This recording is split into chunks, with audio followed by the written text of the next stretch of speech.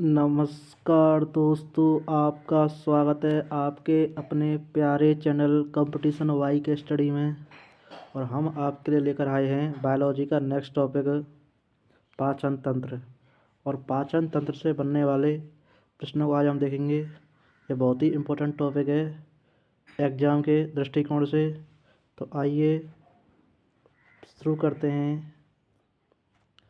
तो जैसा कि आपको स्क्रीन पर दिख रहा है, आपका पहला प्रश्न है, मानव शरीर में भोजन एक सतत नलिका से होकर गुजरता है जो शुरू होती है मुख गुहा से। नेक्स्ट क्वेश्चन, कार्बोहाइड्रेट, प्रोटीन तथा वसा के पूर्ण पाचन का स्थान है छोटी आंत। पित्तरस पित्ताशय में संग्रहित होता है और स्रावित होता है यकृत द्वारा। और ये आपका हमारा जो पाचन तंत्र है उससे चित्र दिया गया है। इसको आप वीडियो पॉज करके देख सकते हैं। ये दिख रहा होगा आपको स्क्रीन पर, और यहाँ भी देख सकते हैं। और छोटा कर देता हूँ मैं इसे, और देख सकते हैं आप इस प्रकार। ठीक है दोस्तों, आप देख सकते हैं। अब चलते हैं अगले क्वेश्चन पर। जहरीले पदार्थों का विषहरण करने के लिए जिम्मेदार मानव अंग है यकृत। पित्त रस क्षारीय होता है और इसके पीएच मान की सीमा है 7 से 8.6 के बीच। आमाशय में अम्लीय भोजन को निष्क्रिय किया जाता है पित्त रस द्वारा। पाचन प्रक्रिया के दौरान इमल्सिफाइड वसा को तोड़ने का कार्य करता है लाइपेज एंजाइम। पित्तरस स्रावित होता है, ये होता है आपका यकृत द्वारा। पित्तरस संग्रहित होता है पित्ताशय में। यकृत जो है पित्तरस को स्रावित करता है, जबकि पित्ताशय जो होता है वो पित्तरस को संग्रहित करता है, स्टोर करता है। मनुष्यों में स्टार्च जैसे कार्बोहाइड्रेट का पाचन प्रारंभ होता है, ये होता है मुख गुहा में। मवेशियों जैसे जुगाली करने वाले जंतुओं में रूमेन में मौजूद बैक्टीरिया मदद करता है सेलुलोज के पाचन में।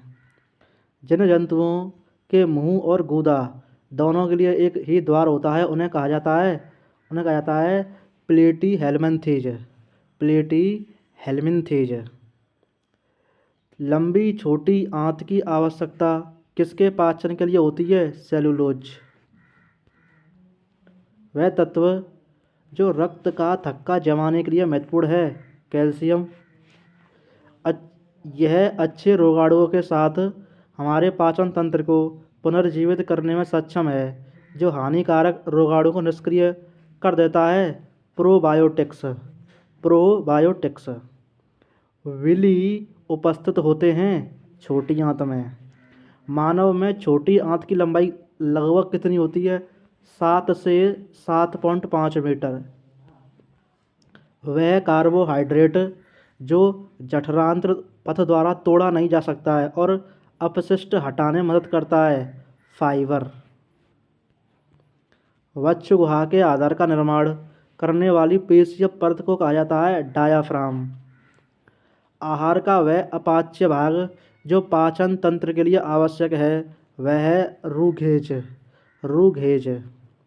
जटिल पदार्थ सरल पदार्थों में टूट जाते हैं एंजाइम की मदद से। माल्टेज एंजाइम जो माल्टोज को तोड़ देता है ग्लूकोज में। पाचन तंत्र का वह भाग जो यकृत और अग्न्याशय से स्राव प्राप्त करता है छोटी आंत। हाइड्रोक्लोरिक अम्ल स्रावित होता है आमाशय में। एक द्रव को दूसरे अमिश्रणीय द्रव में परिक्षेपित करने की प्रक्रिया कहलाती है पायसीकरण। जब दांतों में सड़न शुरू हो जाती है तब मुंह का पीएच मान 5.5 से कम हो जाता है। पित्त लवण द्वारा बड़ी वसा गोलिकाओं का छोटे गोलिकाओं में विघटन समान है गंदगी पर साबुन के पायसीकरण के। मांसाहारी की तुलना में शाकाहारी जंतुओं में छोटी आंत अधिक लंबी होती है। छोटी आंत में मौजूद पतली भित्ति वाली उंगली नुमा संरचना कहलाती हैं विल्ली। विल्ली लार में मौजूद पाचक एंजाइम होता है एमाइलेज। पाचन के दौरान कार्बोहाइड्रेट टूटते हैं और बनाते हैं ग्लूकोज। वह एंजाइम जिसे पाचन क्रिया में कार्य करने के लिए हाइड्रोक्लोरिक अम्ल की आवश्यकता होती है पेप्सिन। पेट में जलन को कम करने के लिए किस अम्लनाशक क्षार का उपयोग किया जाता है? Magnesium hydroxide. मैग्नीशियम हाइड्रोक्साइड मुख गुहे का भाग है मानव पाचन तंत्र का। लसिका परिवहन करता है पचे हुए और अवशोषित आंत्र वसा का। शरीर में वसा को पचाने के लिए उपयोगी है पित्तरस। पित्तरस पित्तरस किसकी कार्य क्षमता को बढ़ाता है? अग्न्याशयी एंजाइम की। दंत क्षरण होता है कोमल दंत वल्क के कारण। लार युक्त एमाइलेज मदद करता है स्टार्च के पाचन में। अंधनाल सिकम भाग है पाचन तंत्र का। प्रोटीन को एमिनो अम्ल में, जटिल कार्बोहाइड्रेट को ग्लूकोज में और वसा को वसीय अम्ल और ग्लिसरॉल में बदलने के लिए उत्तरदायी एंजाइम मौजूद होते हैं आंत्र रस में। किसमें होते हैं? आंत्र रस में।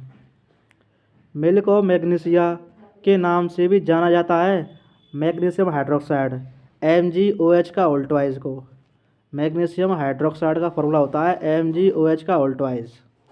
पेट दर्द से राहत पाने के लिए मिल्क ऑफ मैग्नीशिया का उपयोग किया जाता है अपच के दौरान। नेक्स्ट क्वेश्चन, आंत का वह क्षेत्र जहाँ जुगाली होता है रूमेन। आहार नाल में अम्लीय भोजन को क्षारीय में परिवर्तित करता है पित्तरस। एक वयस्क मनुष्य के मुंह में कृतंकों की संख्या होती है 8। पोषण का वह प्रकार जिसमें जीव शरीर के बाहर खाद्य पदार्थों को विघटित करते हैं और फिर पचे हुए खाद्य पदार्थों को अवशोषित करते हैं मृतोपजीवी पोषण। मृतोपजीवी पोषण मशरूम को माना जाता है मृतोपजीवी। मानव का वह अंग जिसमें लैंगरहैंस के द्वीप होते हैं अग्न्याशय। पित्ताशय में संग्रहित होने वाला पदार्थ है पित्त। मानव शरीर का वह अंग जो रक्त में शर्करा की मात्रा को नियंत्रित करता है वो है अग्न्याशय। वयस्क मनुष्य में छोटी आंत की औसत लंबाई होती है 23 फीट। दांत बने होते हैं कैल्शियम से। और स्क्रीन पर आपको दांतों का चित्र दिख रहा होगा, आप इसे देख सकते हैं। हमारे दांतों के प्रकार जैसे ये हमारे नंबर डले हुए हैं 1 2 3 4 5 6 इस प्रकार, और उनमें हमारे नाम लिखे हुए हैं। जैसे ये दांत कृतंक होते हैं, रदनक, अग्रचरणवक, ये हमारे चरणवक दांत हैं। ये जो हमारे 6 7 8 ये चरणवक हैं। ये जबड़े का सॉकेट है, ये वाला दिख रहा होगा स्क्रीन पर, और आप इनको वीडियो पॉज करके देख सकते हैं। तो चलिए अब अपने प्रश्नों पर चलते हैं। वह मानव अंग जिसमें अमोनिया यूरिया में परिवर्तित हो जाता है यकृत। यानी यकृत में क्या होता है कि ऐसा मानव का अंग है जिसमें अमोनिया जो होता है वो यूरिया में परिवर्तित हो जाता है। मनुष्य का वह अंग जो अम्ल स्रावित करता है अमाशय। पौधों में कार्बोहाइड्रेट संग्रहित होता है स्टार्च के रूप में। हम जो भोजन खाते हैं उससे प्राप्त ऊर्जा का कुछ भाग किस रूप में संग्रहित होता है? ग्लाइकोजन के रूप में। पाचन के बाद मुक्त होने वाली ऊर्जा होती है रासायनिक ऊर्जा के रूप में। कार्बोहाइड्रेट, प्रोटीन और वसा का पूर्ण पाचन होता है छोटी आंत में। वसा के पाचीकरण में शामिल मानव अंग हैं यकृत। वह स्थिति जिसमें छोटी आंत डेयरी उत्पादों में पाई जाने वाली शर्करा को तोड़ने में असमर्थ होती है लैक्टोज इंटॉलरेंस। डेंटल कैरीज का अर्थ है दांत का क्षय। एक व्यापक शब्द जिसमें शरीर में होने वाली सभी रासायनिक प्रतिक्रिया शामिल होती हैं उपापचय। ट्राइग्लिसरॉइड्स एक प्रकार है वसा का। मानव शरीर में भोजन एक लंबी नली से गुजरता है जो शुरू होती है मुख गुहा से। पाचन में सहायता के लिए अमाशय में जो अम्ल उत्पन्न होता है वह है हाइड्रोक्लोरिक अम्ल। छोटी आंत को विभाजित किया गया है डुओडेनम, जेजुनम तथा इलियम में। वसा के पारिस्थितिकरण के लिए जिम्मेदार है पित्त। दांत के मूल पर जिस पदार्थ का आवरण होता है वो है दंत वज्र, जिसे हम सीमेंटम कहते हैं। छोटी आंत तथा बड़ी आंत के संयोजन स्थल से जोड़ी थैली को कहा जाता है अंधनाल। मनुष्यों में भोजन का पाचन पूर्ण होता है छोटी आंत में। दंत इनेमल बना होता है कैल्शियम फॉस्फेट से। मानव शरीर में वह अंग जो क्षति के बाद पुनः विकसित हो सकता है यकृत। भोजन अमाशय में प्रवेश करता है ग्रास नली के माध्यम से। अमाशय से भोजन आता है छोटी आंत में। कार्बोहाइड्रेट, प्रोटीन और वसा का पूर्ण पाचन होता है छोटी आंत में। मानव अमाशय में पाया जाने वाला अम्ल है हाइड्रोक्लोरिक अम्ल। पाचन तंत्र में भोजन के साथ मिलने वाला पहला एंजाइम है तो वो है आपका एमाइलेज। मानव आंत में वसा का पाचन होता है पित्त और लाइपेज द्वारा। अमाशय से बाहर आने वाले अम्लीय अर्धपाचित खाद्य का उदासीनीकरण किया जाता है पित्तरस द्वारा। मानव शरीर में प्रोटीन का पाचन शुरू होता है अमाशय में। मानव पाचन तंत्र में पाचन की प्रक्रिया प्रारंभ होती है मुख गुहा से। मनुष्य की मुख गुहा में पाचन की शुरुआत होती है कार्बोहाइड्रेट से। मानव शरीर में अपेंडिक्स जुड़ा होता है अंधांत्र यानी बड़ी आंत का पहले भाग से। कोलेस्ट्रॉल का उत्पादन करने के लिए वसा को तोड़ने का कार्य करता है यकृत। मनुष्यों में एफ्लॉक्टॉक्सिन खाद्य विषाक्त से प्रभावित होने वाला मुख्य अंग है यकृत। मानव शरीर में यूरिया संश्लेषित होती है यकृत में। अब हम देखेंगे तंत्रिका तंत्र से बनने वाले प्रश्नों को इसी टॉपिक में, इसी वीडियो में देख लेंगे हम साथ के साथ। चलिए नेक्स्ट टॉपिक हमारा तंत्रिका तंत्र, इससे बनने वाले प्रश्नों को। तो पहला प्रश्न है आपका, नसों के वह प्रकार जो मांसपेशियों के ऊतकों के भीतर स्थित होते हैं और पास में एक समान धमनी होती है वो होती हैं गहरी नसें यानी डीप वेन्स। मस्तिष्क किस रूप में संकेत प्राप्त करता है और भेजता है? वैद्युत संवेग के रूप में। वैद्युत संवेग के रूप में। मैक्रोफेज की एक विशेष आबादी जो केंद्रीय तंत्रिका तंत्र में पाई जाती है कहलाती है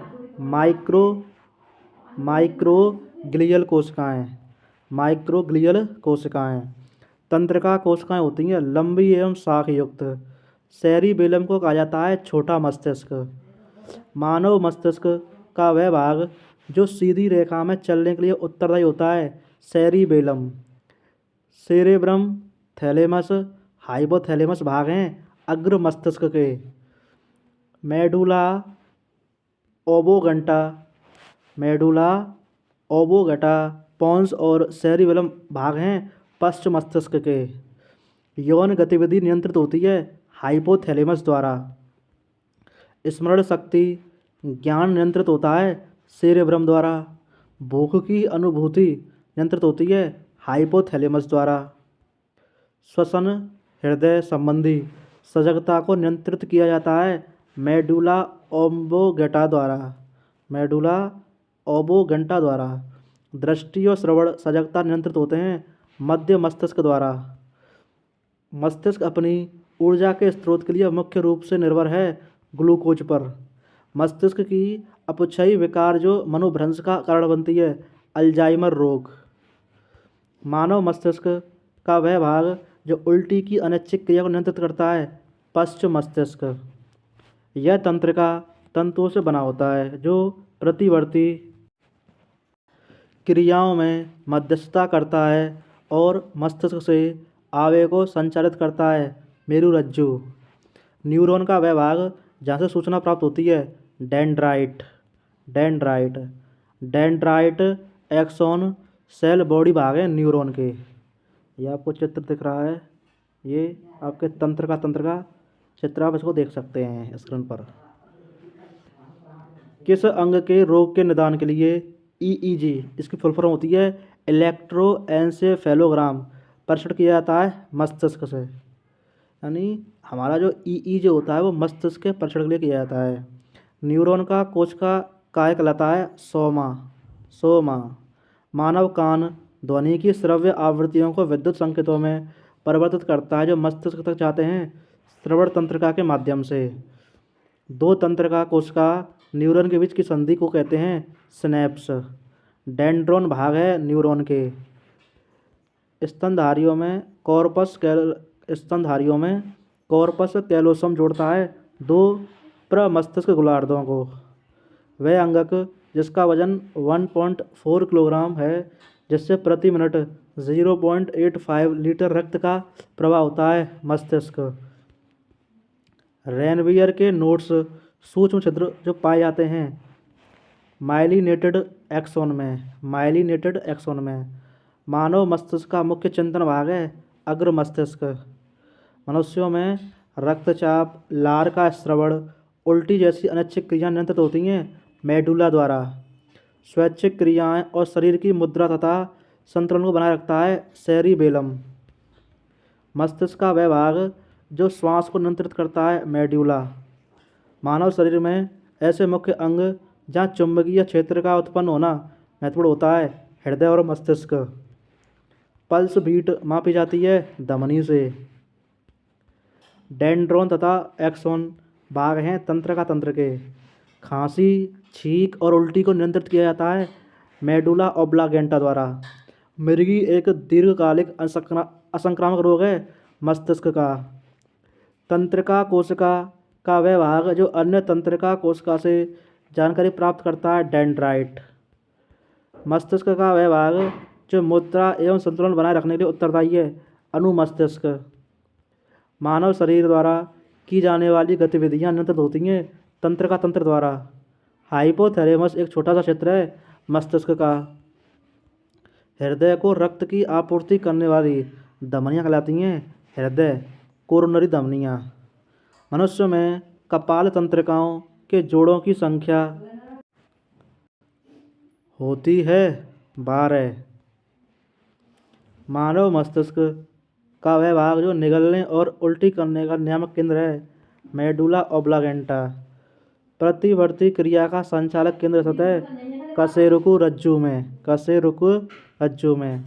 मानव मस्तिष्क में तृप्ति और प्यास के केंद्रों का स्थान है हाइपोथैलेमस। मेरुरज्जु से निकलने वाली तंत्रिकाओं के जोड़ों की संख्या होती है 31। मनुष्य के मस्तिष्क में स्मरण क्षमता होती है सेरिब्रम में। इनपुट और आउटपुट तंत्रिकाओं के बीच रिफ्लेक्स आर्क कनेक्शन मिलते हैं रीढ़ की हड्डी में। मनुष्यों में कपाल तंत्रिका जोड़ों की संख्या है 12। तो ये थे आपके दोस्तों आज तंत्रिका से बनने वाले प्रश्न हमने करा दिए हैं। वीडियो अगर पसंद आ रही हो तो वीडियो को लाइक करें, चैनल को सब्सक्राइब करें। धन्यवाद दोस्तों, नमस्कार।